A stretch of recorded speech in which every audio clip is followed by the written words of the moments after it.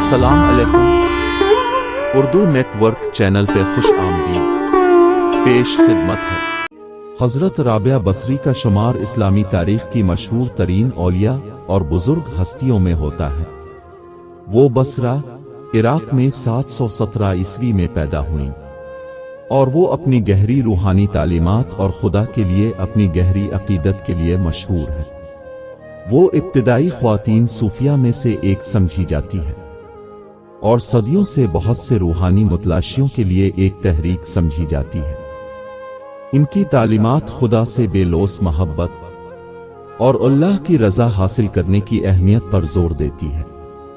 حضرت رابعہ بصری فرماتی تھیں کہ محبت کرنے والے کبھی اس دنیا میں نہیں ملتے، یعنی کہ حقیقی محبت صرف آخرت میں ہی مل سکتی ہے۔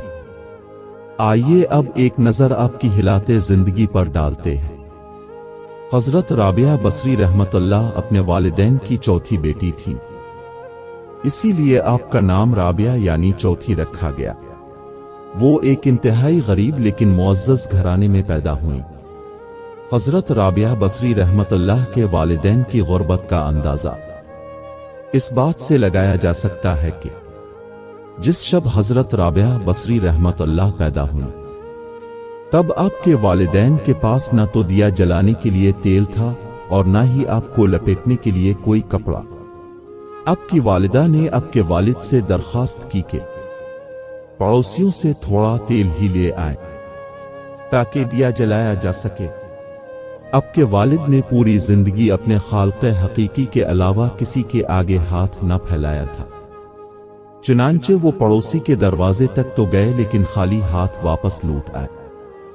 رات کو حضرت رابعہ بصری رحمت اللہ کے والد کو خواب میں حضور پاک صلی اللہ علیہ وسلم کی زیارت ہوئی اور اب صلی اللہ علیہ وسلم نے رابعہ کے والد کو بشارت دی کہ تمہاری نومولود بیٹی خدا کی برگزیدہ بندی بنے گی اور مسلمانوں کو صحیح راہ پر لے کر آئے گی۔ تم والی بصرہ کے پاس چلے جاؤ اور اسے ہمارا پیغام دو کہ اے والی بصرہ، تم ہر روز رات کو 100 مرتبہ اور جمعرات کو 400 مرتبہ درود کا نذرانہ بھیجتے ہو، لیکن پچھلی جمعرات کو تم نے درود شریف نہ پڑھا، لہذا اس کے کفارہ کے طور پر 400 دینار بطور کفارہ پیغام پہنچانے والے کو دے دو۔ حضرت رابعہ بصری رحمت اللہ کے والد اٹھے اور والی بصرہ کے پاس پہنچے۔ اس دوران آپ کی آنکھوں سے خوشی کے آنسو جاری تھے۔ جب والی بصرہ کو حضرت رابعہ بصری رحمت اللہ کے والد کے ذریعے حضور پاک صلی اللہ علیہ وسلم کا یہ پیغام ملا تو وہ یہ جان کر انتہائی خوش ہوا کہ وہ نبی آخر ازمہ صلی اللہ علیہ وسلم کی نظروں میں ہے۔ اس نے شکرانے کے طور پر فوراً 1000 دینار غربہ میں تقسیم کرائے اور 400 دینار حضرت رابعہ بصری رحمت اللہ کے والد کو ادا کیے اور ان سے درخواست کی کہ جب بھی کسی چیز کی ضرورت ہو بلا جھجک تشریف لائیں۔ کچھ عرصے بعد حضرت رابعہ بصری رحمت اللہ کے والد انتقال کر گئے۔ اس اثنا میں بصرہ کو سخت قحط نے اپنی لپیٹ میں لے لیا۔ قحط کے دوران اب رابعہ بصری اپنی بہنوں سے بچھڑ گئیں۔ حضرت رابعہ بصری رحمت اللہ ایک قافلے میں جا رہی تھیں کہ قافلے کو ڈاکوؤں نے لوٹ لیا اور ڈاکوؤں کے سرغنہ نے حضرت رابعہ بصری رحمت اللہ کو اپنی تحویل میں لے لیا اور آپ کو لوٹ کے مال کی طرح بازار میں لونڈی بنا کر بیچ دیا۔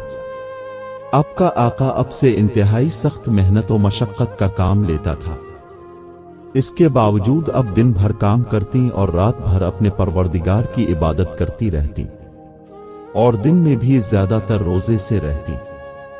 ایک دفعہ حضرت رابعہ بصری رحمت اللہ کا آقا آدھی رات کو جاگ گیا اور کسی کی گریہ وزاری کی آواز سن کر دیکھنے چلا کہ رات کے اس پہر کون اس طرح گریہ وزاری کر رہا ہے۔ وہ یہ دیکھ کر حیران رہ گیا کہ حضرت رابعہ بصری اللہ پاک کے حضور سر بسجود ہے اور نہایت عاجزی کے ساتھ کہہ رہی ہے، اے میرے اللہ، اے پروردگار، تو میری مجبوریوں سے خوب واقف ہے، मेरा दिल तो तेरी याद में तड़पता रहता है, लेकिन घर का काम काज मुझे तेरी तरफ आने से रोकता है। तो मुझे अपनी इबादत के लिए पुकारता है, मगर मैं जब तक तेरी बारगाह में हाजिर होती हूं तब तक नमाजों का वक्त गुजर जाता है। इसलिए मेरी माजरत कबूल फरमा ले और मेरे गुनाहों को मुआफ कर दे। अपनी कनीज का ये कलाम और इबादत का ये मंजर देखकर हजरत राबिया बसरी रहमतुल्लाह का मालिक खूफे खुदा से लरज़ गया। उसने ये फैसला किया कि ऐसी अल्लाह वाली से अपनी खिदमत कराने की बजाय बेहतर यह होगा कि खुद इसकी खिदमत की जाए। सुबह होते ही वो आपकी खिदमत में हाजिर हुआ और अपने फैसले से आपको आगाह किया। उसने कहा कि आज से आप मेरी तरफ से आजाद हैं। अगर आप इसी घर में कयाम करें तो मेरी खुश नसीबी होगी, वगरना आप अपनी मर्जी की मालिक हैं। ताहम अगर आप यहां से कोच कर जाने का फैसला करती हैं तो मेरी बस अब से एक दरख्वास्त है कि मेरी तरफ से की जाने वाली तमाम ज़ियादतियों को इस ज़ात के सदक़े मुआफ़ कर दें जिसकी आप रातों को जाग जाग कर इबादत करती हैं।